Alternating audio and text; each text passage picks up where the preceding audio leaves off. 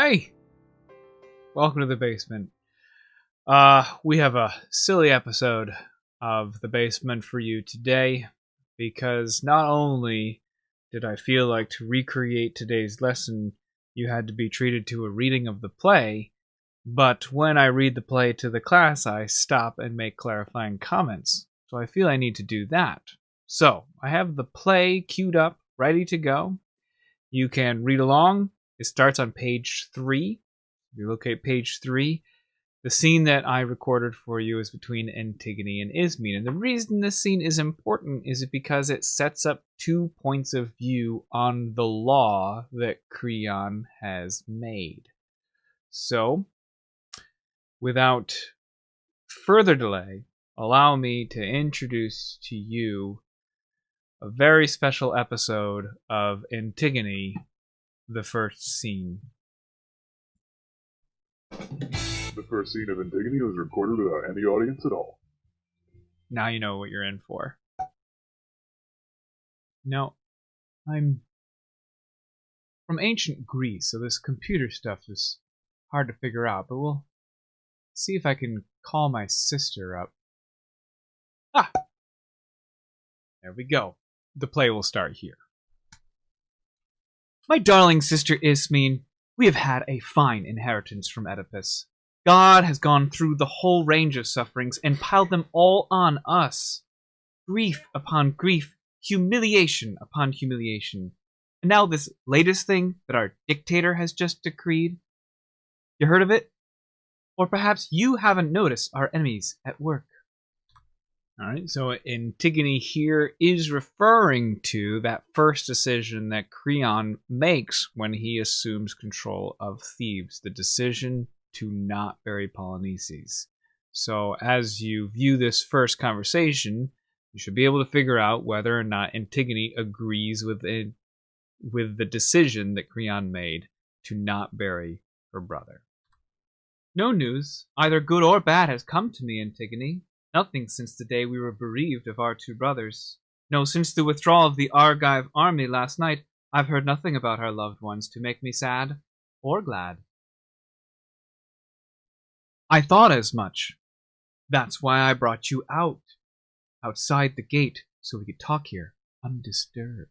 There's something on your mind. What is it, then?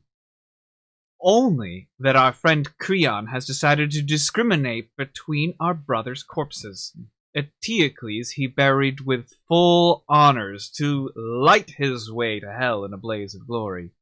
But for here, Polynices, his remains are not allowed a decent burial. Beautiful. He must be left unmourned, without a grave. A happy hunting ground for birds to peck for tidbits. This case applies to you and me, of course. What's more, friend Creon is on his way here now to supervise its circulation in person. And don't imagine he isn't serious. The penalty for disobedience is to be stoned to death. So, there you have it. You're of noble blood. Soon you must show your mettle, if you have any. So, what do you think? Does Antigone agree with the law and find it fair, or does she disagree with the law and find it unfair? Again, the law is that Polynices is not to be buried. In other words, it's illegal to bury him. Now, let's find out if Ismene agrees with the law or disagrees with the law, or something else. Oh, my fire-eating sister, what am I supposed to do about it, if this is the case? Just think it over. If you'll give me a hand in doing what? What do you have in mind? Just helping me do something for the corpse. You don't intend to bury him. It's forbidden. He is my brother. And yours. My mind's made up. You please yourself. But Creon has forbidden.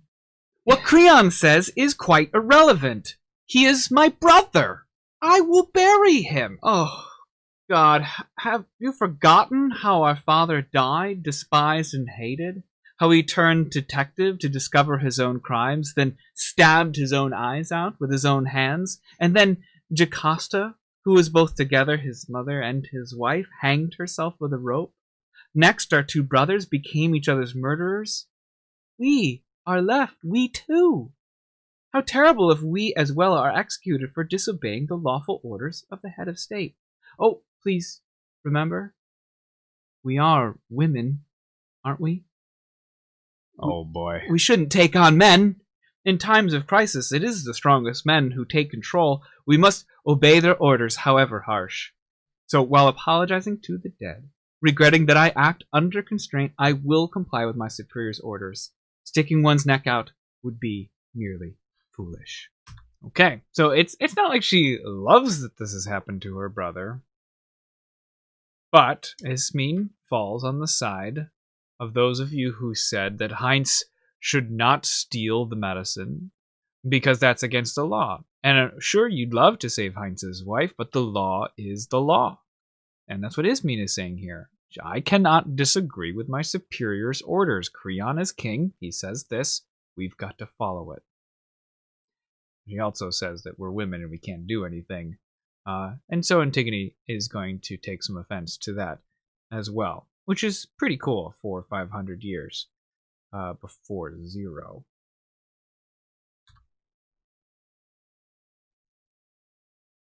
Don't think I'm Sorry about blowing out the mic. Forcing you. In fact, I wouldn't have your assistance if you offered it.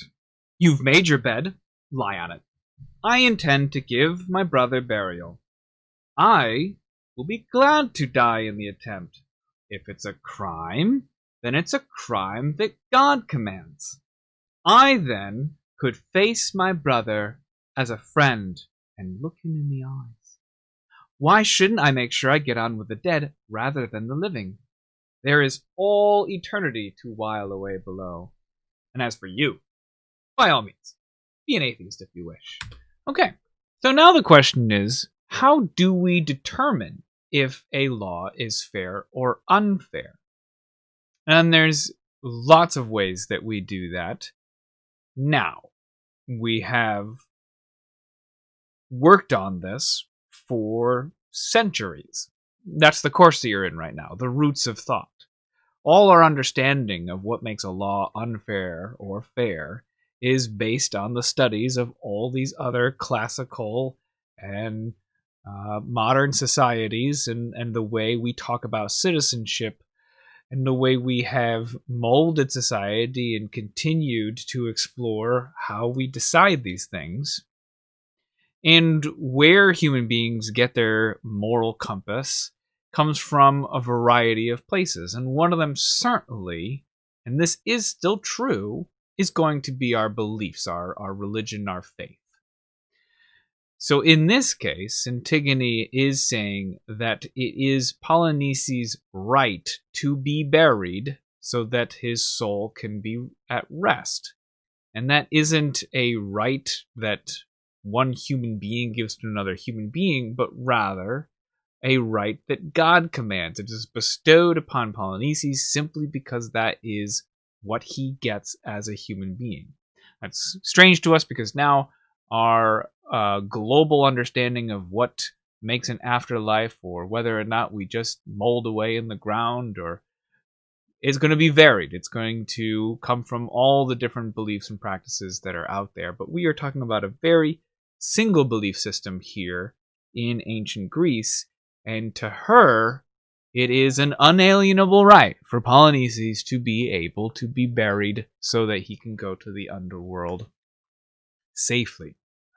So whatever law Creon makes, in Antigone's viewpoint, it doesn't matter because he can't overrule this right that Polynices has. I'm not!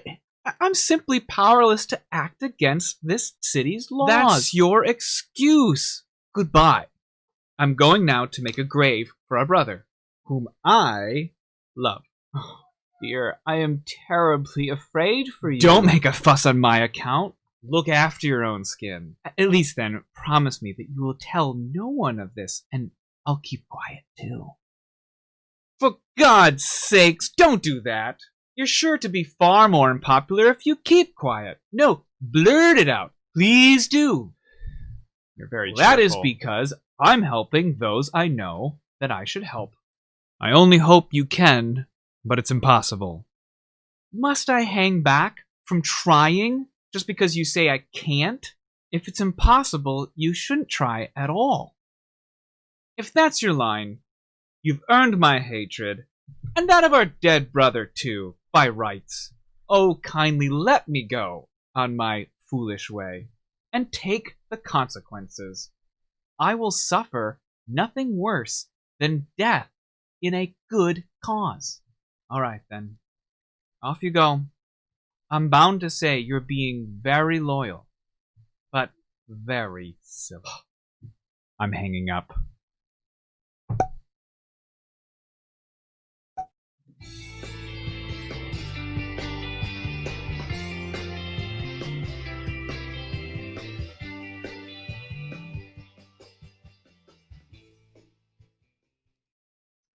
All right, there you have it.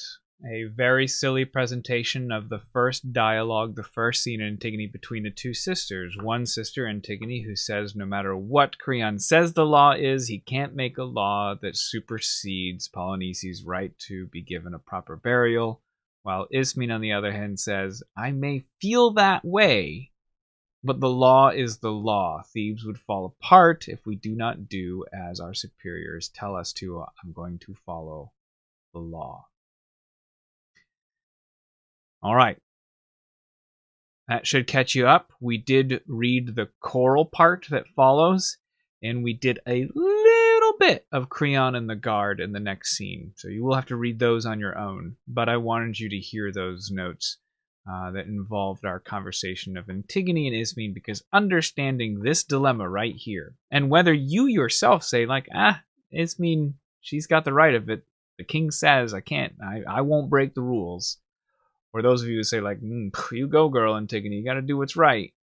Both viewpoints are valid. Ismene makes some fair points here. So wherever you fall, that's good. That's the point of reading Antigone together. What makes a good citizen? Following the rules? Or breaking the rules when you feel like it is right to do so? What's the answer?